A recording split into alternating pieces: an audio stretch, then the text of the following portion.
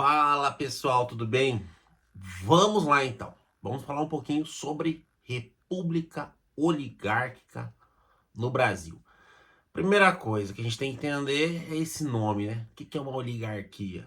Oligarquia é um grupo no poder, geralmente ali favorecendo a si próprio, né? Qual que era esse grupo no poder? Vamos parar para pensar um pouquinho antes. A república no Brasil, ela entra no lugar do império, tá? E quem era o grupo forte, principalmente no final do período imperial? Eram os cafeicultores e os militares. Quem governava o Brasil? Era para ser o imperador. Mas nos últimos anos do império, a gente começa a ter o quê?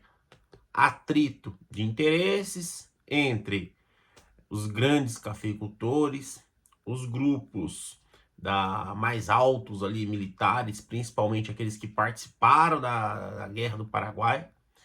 E o que mantinha ali ainda a questão imperial era a parte da escravidão, né? Então, quando a escravidão acaba em 1888, um ano depois, o que acontece? A tal da proclamação da República, que nada mais foi do que um golpe no Dom Pedro II. O Brasil deixa de ser, então, ali um império e passa a ser uma república que tem toda uma estrutura ali para que a população se sinta avançada dentro de uma república, mas para grande parte da população não mudou, foi nada, tudo isso aí. Mas na questão política a gente vai ter uma mudança muito grande. Então a gente tem o quê? Uma nova Constituição. Então, tirando aquela lá que era ainda do Dom Pedro I, de 1824, e a gente passa a ter uma nova Constituição nos primeiros anos ali, inclusive da República, né? Então essa República, ela nasce através ali de um golpe liderado pelo Marechal Deodoro da Fonseca, que consequentemente passa a ser o primeiro presidente do Brasil. Ele não termina o que era para ser o seu mandato, e o segundo presidente, o vice, também era outro marechal, Floriano Peixoto. Então, os dois primeiros presidentes, tá vendo? O Brasil passa a ter presidente, que é o modelo que a gente tem até hoje, tá? Os dois primeiros presidentes vieram do exército, tá? Não foram eleitos nem nada, foram colocados ali. Então esse nome é dado do quê? A tal da República da Espada, onde a gente tem nesse primeiro momento o exército à frente, então, dessa nova república. Mas a república oligárquica, como vai ficar conhecido esse período, vai ter destaque outro grupo. O que vai fazer a galera ter poder? Quem falou aí, ó, dinheiro, acertou. E da onde vinha o dinheiro no Brasil nessa época? Muito bem, isso mesmo, vinha do café. O café era o principal produto do Brasil. O Brasil vivia ao redor do café. O Brasil era totalmente rural nessa época. A população rural era muito maior do que a população urbana. Então era os cafeicultores que detinham o poder e, consequentemente, o dinheiro. Se eles têm poder, se eles têm dinheiro, como é que vai ser a política? A política vai ser em favor dos cafeicultores.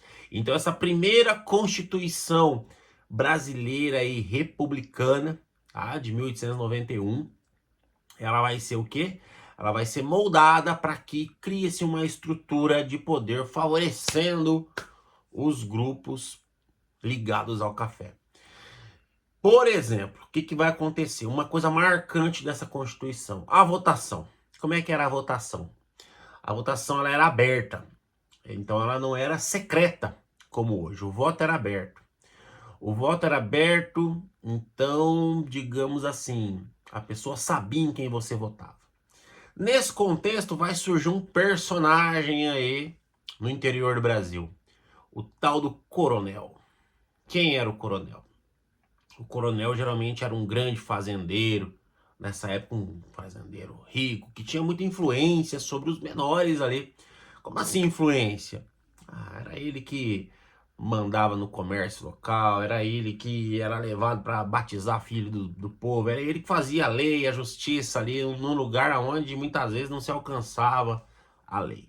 Então era aquela figura forte, aquele cara importante, aquele cara respeitado.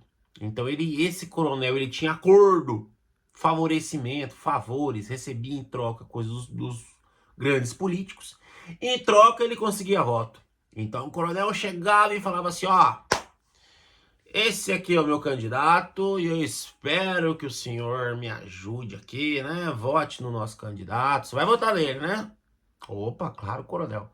Porque se eu não votasse ninguém, o coronel me falava, eu ia queimar a cara com o coronel. Outra, eu poderia levar uma chibatada do coronel, levar uma surra dele se ele me encontrasse depois. Ou ele mandar os capangas me pegar, ou eu sofrer alguma coisa ali. Então, esse era o tal do coronelismo. Então a galera votava já dominada, controlada.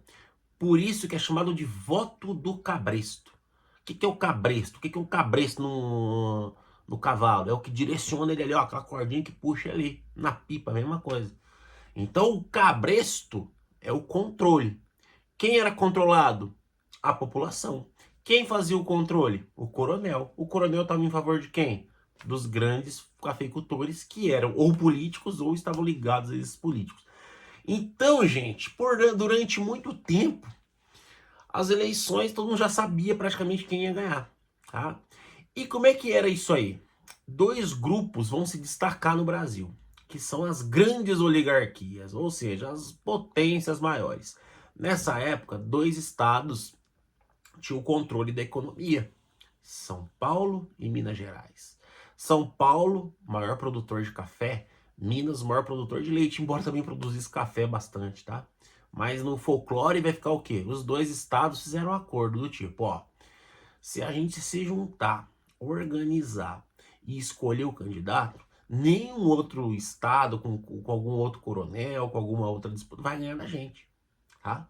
Então eles fizeram um acordo, revezando no poder. Primeira vez vai ser um presidente de São Paulo, depois um de Minas. Um de São Paulo, um de Minas. Então, quando era o candidato de São Paulo, Minas apoiava. Quando era de Minas, São Paulo apoiava. Isso vai ficar conhecido como política do café com leite, tá? Então, vocês estão vendo que faz o que, gente? Um controle de tudo.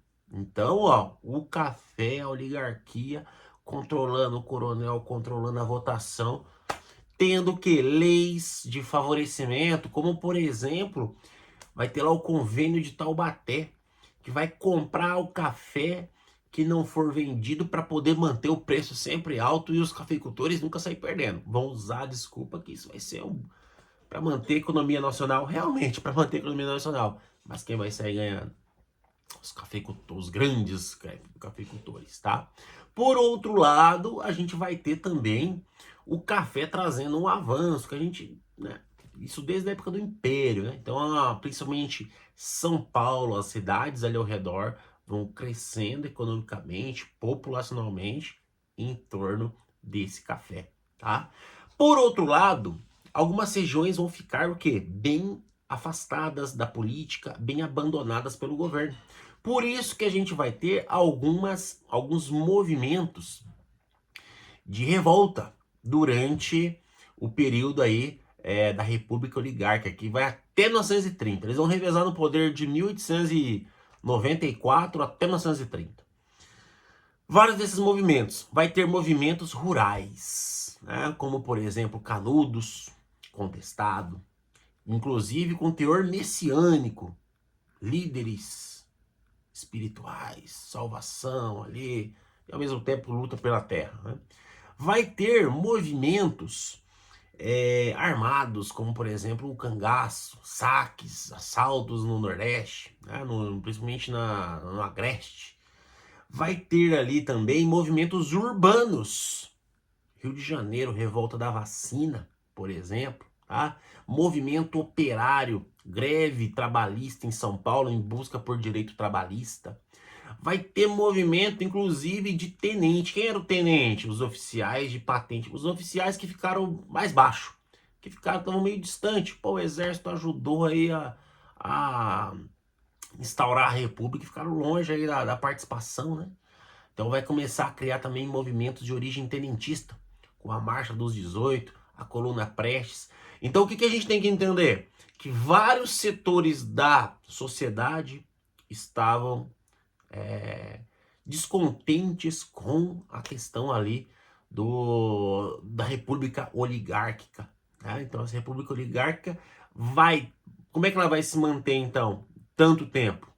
Ela vai se manter através de leis favorecendo o próprio governo, o próprio grupo, através de fraudes eleitorais. Então, você pegar lá na votação, tinha gente que tinha morrido fazia 10 anos e estava votando ainda.